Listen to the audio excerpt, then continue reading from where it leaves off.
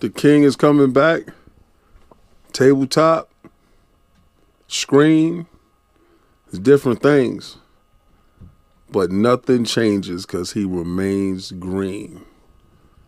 We got to talk about this. This is set up to be a crazy year. And Xbox is at the forefront of everything.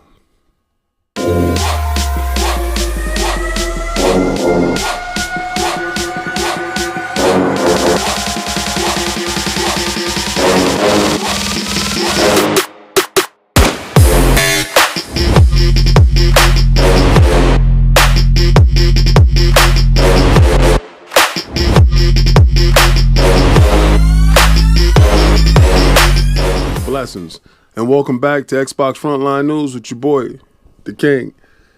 And all right, so I'm super anticipating a lot of things this year, and it's crazy. Wait a second. I do apologize. I'm talking like this is not your first time coming here, and maybe it's your first time coming here, but allow me to extend the invitation to you to like, follow, and subscribe, and hit that notification button, and join the family over here at Xbox Frontline, where we bring you the best in gaming news with a little satire spin on it. You know, we talk about Xbox, PlayStation, Nintendo, PC, handhelds, anything that you can game on, we talk about it, and we bring it to you in a great, fun way. And also, if you're a member, we get a chance to talk about these wonderful statues that you see around me, and we talk about comic books, we talk about fights, and that's for members only. We also give away a coin every Friday, or give away, comic books or what have you to members.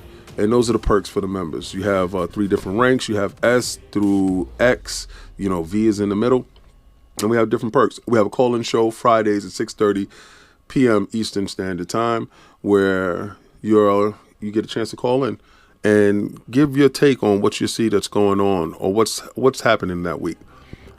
It's interactive. We grow together. If you see something that you want to grow in a certain space here, talk about it, because I try to answer every comment to every video that we post, because we post videos daily. Now, back to what I was talking about. All right, so this week, is the Xbox Developers Direct. And Xbox started it off very quickly in January to just set the tone for the year. So I'm looking at that and I'm like, all right, cool. We have the Developers Direct, and it's going to be the 4 games, and maybe there's a 5th game. And then you have an extra piece component to the show that goes to Elder Scrolls Online, right? So that's dope. And it's 4 highly anticipated games that's coming out this year that we wanted to play. We want and we expect this much from Xbox, because, we held the line, and we're advancing the line, and we're pushing the line forward. But at the same time, we wanted to be rewarded. Game Pass has dropped tons of great games, and that's great and all, but we want these first-party games. And we had first-party games all last year, unlike, the blue team, the Mustard Heart guys. They're port begging. They really hope and pray that Xbox goes third-party, because they don't have anything. And it's to be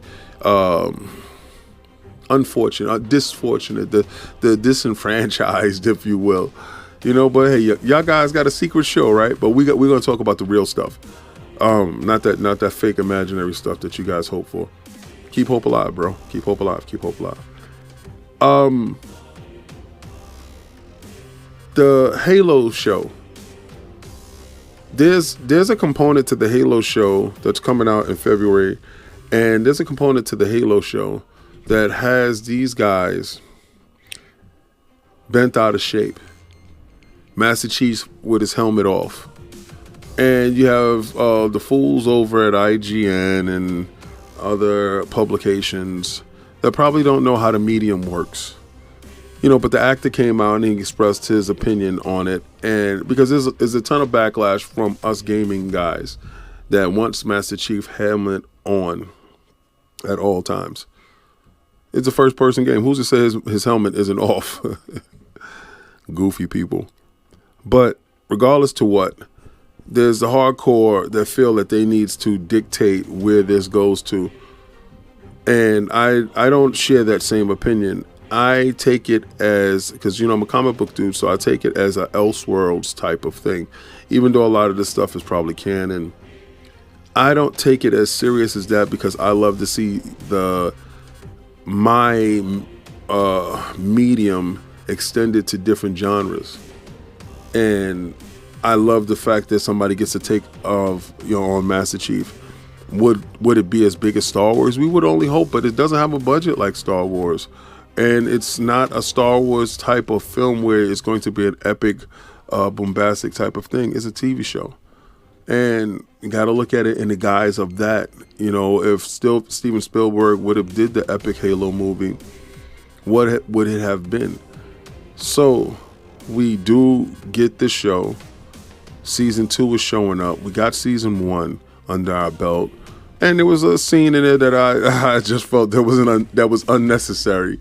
But, there was highlights to it that made me want to see more and hopeful for the next stuff. So, Bokeem Woodbine, to see his rise from the movie Strapped in order to, to get to the Halo franchise, that's a dope thing to see.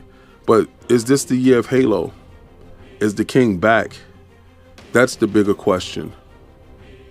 So the next topic has to do with Halo, and I'm just happy that this is happening. So let's get to the next topic. Now, this is crazy, because do you remember the time when you used to play Dungeons and Dragons downstairs with your friends, or some people didn't have a downstairs, maybe you had a upstairs, or you had a little clubhouse, or wherever you played it at, dorm room or whatever, and you played Dungeons and Dragons. You had your Dragon Master, and y'all sat there tabletop and y'all were moving the pieces around and rolling the dice. Or if you played Warhammer. And, the tabletop scene, if you know it or not, is still thriving. It's a wonderful scene. We go to Play NYC, and that's in New York City. And that's when my guy, Dan Butchko, was running it. Shout out to Dan. Dan is cool. We would go and see the new tabletop games and everything that's there. Iron Lords Podcast. Sundays, 1 p.m. Eastern Standard Time. Shameless plug. So we would do that, and all the tabletop games is fun. And we see the people engaged in levels of combat in these tabletop games, and it was various iterations of different franchises that maybe you wasn't familiar with. And I believe Microsoft tried to break into this genre before. I don't know what level of success did they achieve with it, but regardless to what whoever purchased, I'm pretty sure they was happy with their purchase. So they're at it again. And Mantic Games, along with Microsoft, is putting out a tabletop game, I believe in September. September is going to be a crazy month. And brings back that old feel. You get your team together, get your guys together, and you're downstairs playing tabletop Halo with miniature pieces. Excuse me. Still fighting us. Miniature pieces. And I'm a collector, so yeah, I would buy the board game and probably put it up, never play it. But there's people that do get down and play this. And to extend itself, to lend the franchise to a different medium for a different level of interactivity with the characters, I think that's great.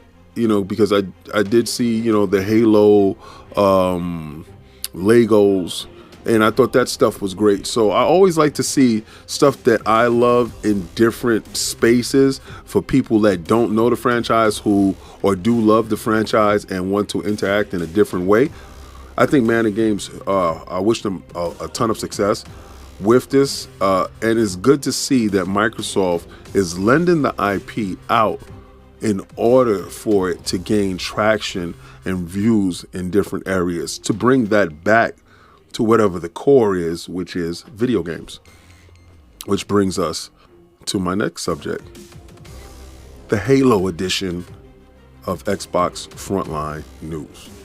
This is crazy. I have not had this much Halo to talk about in such a long time. Third and last topic. This brings it full circle right back to our preferred medium for our franchise loving game that we love is Halo. So back to it. 343, this is an open secret that 343 is working on a new Halo title, which is using and utilizing the Unreal Engine 5. Now, we all know that games that are using Unreal Engine 5 really had a problem with meeting their dates, and I don't know what hurdles goes on with Unreal Engine 5. But to see where Halo is now as far as the multiplayer goes, they had a renewed conviction to it. It still looks beautiful. Halo Infinite still looks beautiful in the multiplayer. And I still want my promised single player campaign stuff. Now, do they just do that separately with the new title and it's still the single player stuff? I hope so. But also, there was a battle royale game that they were talking about. And internally, I heard some stuff that was concerning to me. I hope it's not canceled. I hope it's still on track because I play Battle Royale all the time. You guys know I play Fortnite and I love it. And I would love that to extend to Halo. I would love to drop down with ODSTs and Spartans and play in a world like PUBG, a little bit more serious than Fortnite, where, you know, bullets really matter, stuff like that, and like more PUBG-ish feel. I can't wait for that. I would love for that. But I'm a single-player story-driven guy when it comes to my Halo, and I love the stories, and I love the stories that they do tell. So when Halo Infinite launched, to me, it was great. I didn't care about the Forge. I didn't care about multiplayer. I didn't care about none of that stuff. They gave me my story, and they gave me a big world. The sandbox moments wasn't as scripted as I would have liked. And I think that's where the trial and error comes in when you're trying something new. They gave you a big world and they told you to go to different nodes. And it works for something like Assassin's Creed. Does it work for something like Halo? With mixed results. I would love them to go back to like Halo 5. I really liked Halo 5. I want to know what's going on with Spartan Locke and his team. I really want to know what went down. I want to know these. I have these questions that I need answers to. And I thought Spartan Locke and that Spartan team was really good. I really thought that was a great direction. I don't want them to lose that character to the ether. All right, so I don't want a complete reset. I do want to know the characters that you did build, the story that you did build, the lore that we were following. I really want to know where that's going to go and how that's going to be. So I have high hopes for the 343 Unreal Engine 5 game coming from them. And this is why Halo will always be king. Because no matter what, somebody always have an opinion. And if you're on the opposite side of the fence, or if you're a negative dude or a negative person, you're going to say stuff like, the series been marred in controversy, or we don't know if we're going to get a good game. You know, when it's talk like that, you know, I kind of cringe at it because I know that individuals are purposely trying to sink or sabotage my beloved franchise. So with that, I turn my nose up and I don't read their columns and I don't care for their opinions because they don't share the same love that I have for the character and the work that was previously done. And people can always tell you that, oh, Bungie did the best work, whatever. Bungie's not here, and that's cool, and they have Destiny to worry about. What I'm worrying about is what 343 does, and 343 has done some really good work. So I'm not going to take any credit away from 343 and what they have done with Halo and what they're doing for Halo. They respect the franchise, they care about the franchise, and the franchise is their DNA. A lot of you dudes need to get over the fact that, you know, Bungie's gone and they don't do it. So just let it go. The conversation is old and tired. But this is Xbox Frontline News with your boy, The King. Merch store's up. If you got a mustard-hearted dude in your life, excuse me, the mustard heart is up. Go get that Send that out. Hashtag no PlayStation 6. You know how we do. Kong will die. You can't save Kong. Kong will die. Those shirts is up. Also, the Beast shirt. If you're a beast and you're a beast at what you do and you devour mustard hearts for lunch, go cop that. I'll be rocking my Beast shirt because dudes really need to know who the king of the jungle is. When you figure it out, it's probably too late.